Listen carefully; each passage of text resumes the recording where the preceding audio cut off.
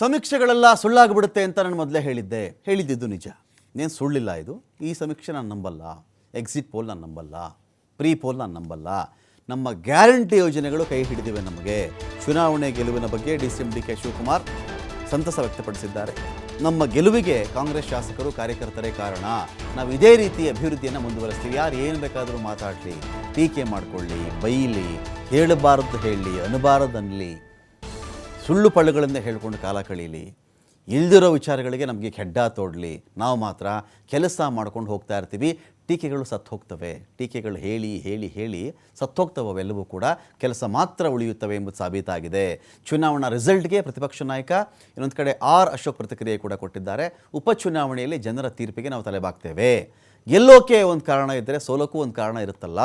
ಅಭ್ಯರ್ಥಿಯನ್ನು ಕೊನೆ ಗಳಿಗೆಯಲ್ಲಿ ನಾವು ತೀರ್ಮಾನ ಮಾಡಿಬಿಟ್ವಿ. ಮೊದಲೇ ಮಾಡಿಬಿಟ್ಟಿದ್ದಿದ್ರೆ ಆ ಕಥೆ ಬೇರೆ ಇತ್ತು.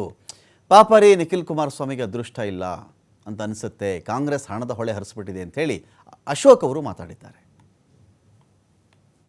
ನೀವು ಕೆಲಸ ಮಾಡ್ಕೊಂಡು ಹೋಗಿ, ಅದ್ರ ಜೊತೆಗೆ ಇವತ್ತು ಇನ್ನ 2 ಸೀಟ್ ಸೇರಿ 38 ಆಗಿದೆ. ಇನ್ನ ಬೇರೆ ನಂಬರ್ಗಳಿದೆ. ನಾನು ಅದನ್ನ ನನ್ನ ಬಾಯಲ್ಲಿ ಅದನ್ನ ಯಾರು ಆಂತರಿಕವಾಗಿ ನಮಗೆ ಸಹಕಾರ ಕೊಡ್ತಾ ಇದ್ದಾರೆ ಅಂತೇಳಿ ನಾನು ಅದನ್ನ ಮಾತಾಡೋಕ್ಕೆ ಹೋಗುದಿಲ್ಲ. ನಿಮ್ಮ ಸಮೀಕ್ಷೆ ಸುಳ್ಳಾಗ್ತದೆ.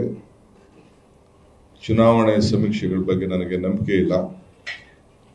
ಮಾಧ್ಯಮಕ್ಕೆ ನಾವು ಮಾಡೋ ಸಿಸ್ಟಮೇ ಬೇರೆ. ರಾಜಕಾರಣಿಗಳಾಗಿ ಈ 3 ಚುನಾವಣೆ ನಮ್ಮ ಗ್ಯಾರಂಟಿ ಮತ್ತು ಅಭಿವೃದ್ಧಿ ಇವೆರಡೇ ಬಹಳ ಮುಖ್ಯ. ಅನೇಕ ನಮ್ಮ ವಿರೋಧ ಪಕ್ಷದ ಸ್ನೇಹಿತರುಗಳ ಟೀಕೆಗಳನ್ನು ತಾವೆಲ್ಲ ಗಮನಿಸಿ ಚುನಾವಣೆ ಗೆಲ್ಲಕ್ಕೆ ಯಾವ ರೀತಿ ಕಾರಣ ಇದೆಯೋ ಚುನಾವಣೆ ಸೋಲಕ್ಕೂ ಅದೇ ರೀತಿ ಕಾರಣಗಳಿವೆ. ಮೊದಲನೇದಾಗಿ ನಾವು ಶಿಗ್ಗಾವಿ ಇರ್ಬೋದು, ಚನ್ನಪಟ್ಟಣ ಇರ್ಬೋದು, ಅಭ್ಯರ್ಥಿಯನ್ನು ಕೊನೆ ಗಳಿಗೆಯಲ್ಲಿ ಅಭ್ಯರ್ಥಿಯನ್ನು ನಾವು ತೀರ್ಮಾನ ಮಾಡಿದ್ರಿ. ಎರಡೂ ಕಡೆ ಶಿಗ್ಗಾವಿಯಲ್ಲೂ ಕೂಡ ಬೊಮ್ಮಾಯಿಯವರು ಅವರ ಮಗನ ನಾನು ನಿಲ್ಲಿಸಲ್ಲ ಅಂತ ಹೇಳಿದರು. ಅದೇ ರೀತಿ ಕುಮಾರಸ್ವಾಮಿ ಅವರು ನಿಲ್ಲಿಸಲ್ಲ ಅಂತ ಹೇಳಿದರು. ಸೊ ಅದನ್ನು ಕೂಡ ಒಂದು ಮೈನಸ್ ಪಾಯಿಂಟು.